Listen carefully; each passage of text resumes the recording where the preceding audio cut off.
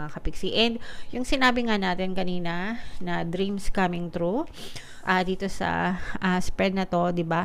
Expect powerful change. Ito yung mga times na mamamanifest mo yung mga bagay na gusto mo. It's going to happen, mga kapiksi. So, may mga dreams ka na pwedeng magkatotoo or pwedeng maging simula, no? Parang simula ng stepping stone, ganyan, ng pag-abot mo ng mga pangarap mo, guys. So, i-mind mo yan, guys, sa comment section.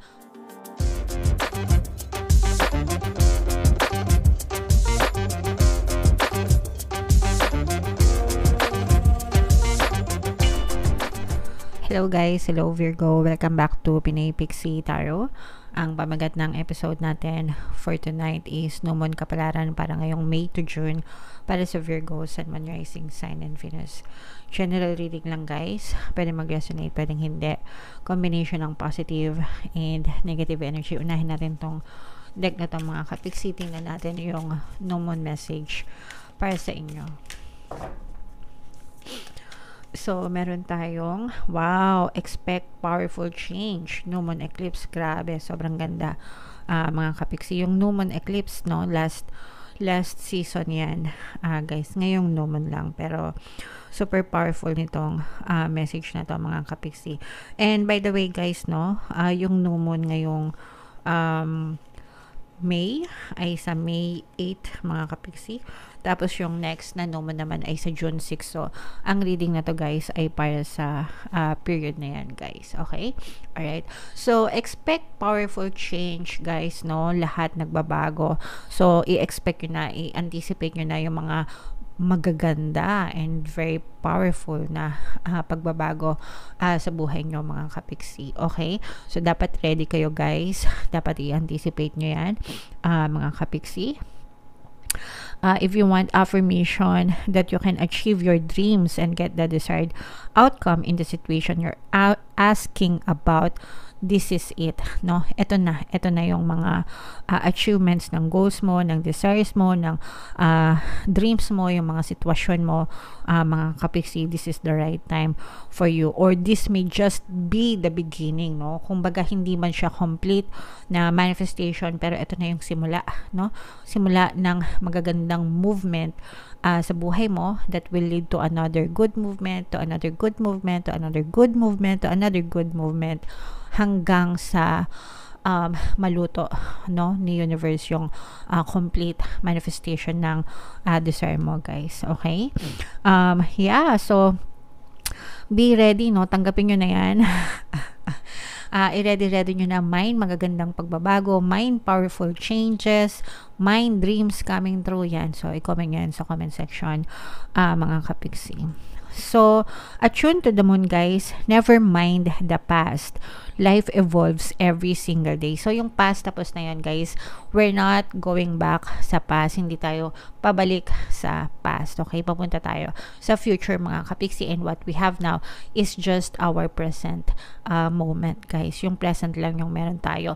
Yung past, tapos na. Yung future, wala pa. Pero, pwede kang mag-pave ng magandang way para sa future mo by focusing your good intentions sa present moment now, kasi yung present sitwasyon mo ngayon, guys, yan yung resulta ng past thoughts mo, past beliefs mo, past assumptions mo. Yan yung na-experience mo sa present ngayon. Now, kung gusto mo na maging maganda yung future mo, kailangan magtanim ka din ng mga magagandang assumptions, belief, perception sa present moment mo. So, kailangan spend it wisely yung iyong present time ngayon. Okay? Additional meanings for this card. Wow, yes, 1,000 times yes. Grabe naman, super duper yes to the max. Kung hindi pa ba naman super positive yan, Virgo, ewan ko na lang. Okay? You're being shunted towards your life purpose. Papunta ka sa tamang direksyon ng buhay mo, no? Ginagabayan ka talaga ng iyong mga spirit guides, mga kapiksi. Whatever is happening now is happening for your highest good. Para sa iyo talaga yan. Para sa ikabubuti mo, kapiksi. kahit problema pa yung na-experience mo or blessing at pagpapala, para sa'yo pa rin yan. Okay? And for some of you guys, this is an important turning point of your life. Magkakaroon ng mga magagandang pagbabago. Expect it, mga kapiksi. Anticipate it. Para sa'yo yan. Deserve mo yan, mga kapiksi. Okay? Alright.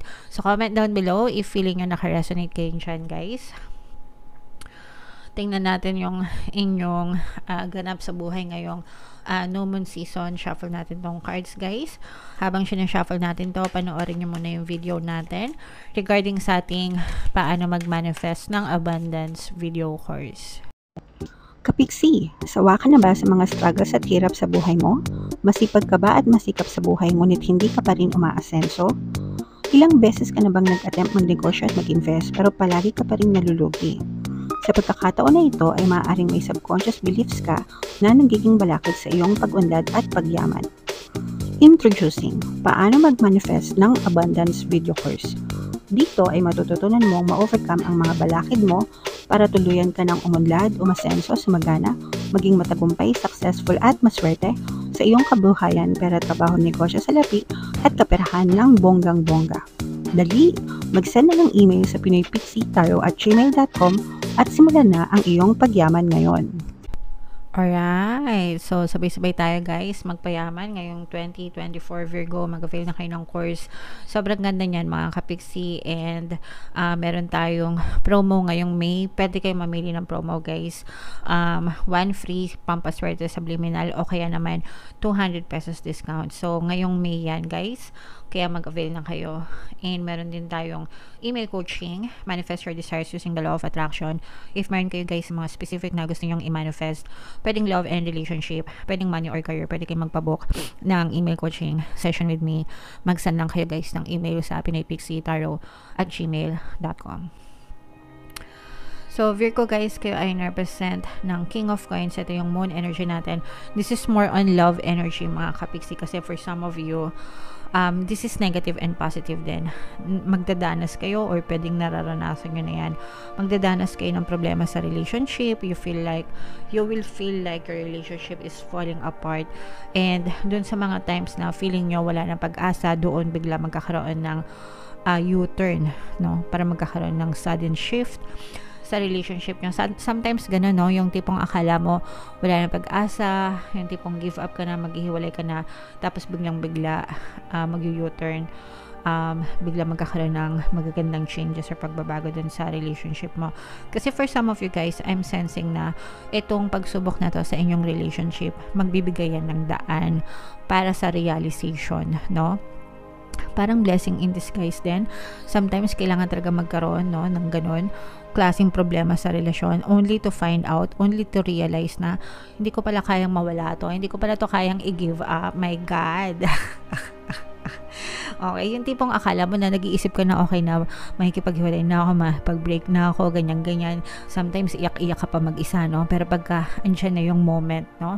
Kapag nagpapaalam na, magbababay na, hindi pa pala, no? So parang ganon yung may experience mo, mga kapiksi. For some of you guys, parang medyo mas matanda ka sa person mo, or you may be dealing with some kind of immature na lover.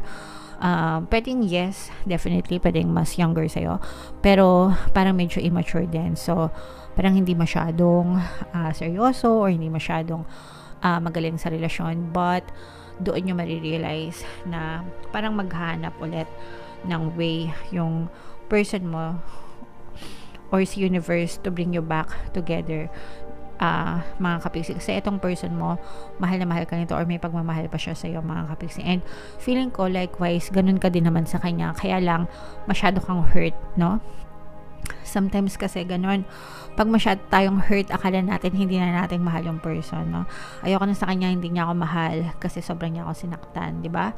Pero kapag nawala na yung galit, napatawad na, tsaka aaminin, mahal ko pa pala siya. Ay, ewan ko sa inyo, ambot sa imo. Okay, so ito guys, i-mind nyo na to kasi yung iba sa inyo guys, magkakaroon kayo ng reconciliation, magkakabati kayo, yung iba sa inyo kung hiwalay na, pwede kayo magkabalikan nitong person mo guys. So kung gusto nyo talaga yan, i-mind nyo yan, mind reconciliation, mind harmonious relationship, ganyan, para maging okay ulit yung relasyon nyo ng iyong partner o specific person. Pero this is all about you guys. Parang mas gusto mo muna mag-focus sa sarili mo. Actually, yung person mo, parang tinitimbang mo pa kung babalikan mo siya or hindi. Pero malamang sa alamang balikan mo to.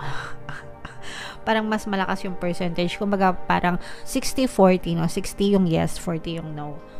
So, mas lamang pa rin yung yes kesa sa no, mga kapiksi.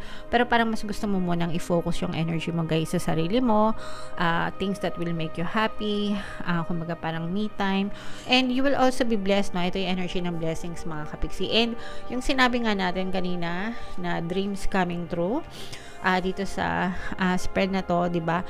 Expect powerful change. Ito yung mga times na mamamanifest mo yung mga bagay na gusto mo. It's going to happen, mga kapiksi.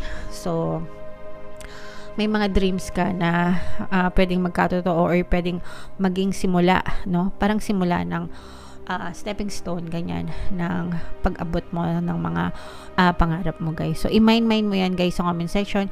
Mind blessings, mind biyaya, mind pagpapala, mind dreams coming true, wishes coming true, kasi yan yung nakikita natin. And for some of you guys, meron din tayong energy ng healing, self, no? Self-love, self-concept. So yun talaga yung fino-focus nyo. So yeah, mahalin nyo yung sarili nyo, mga kapiksi. Alright? So wag na natin pahabain kasi nasabi na natin lahat. Comment down below Virgo if feeling nyo naka-resonate kayo dyan.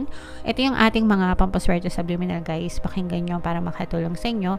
And ito naman yung ating success stories ng paano mag-manifest ng abundance video course. Click here to subscribe guys and click here to join our membership program. Thank you for liking, sharing, and subscribing, and see you again next time. I love you all guys. Have a nice day. Bye-bye.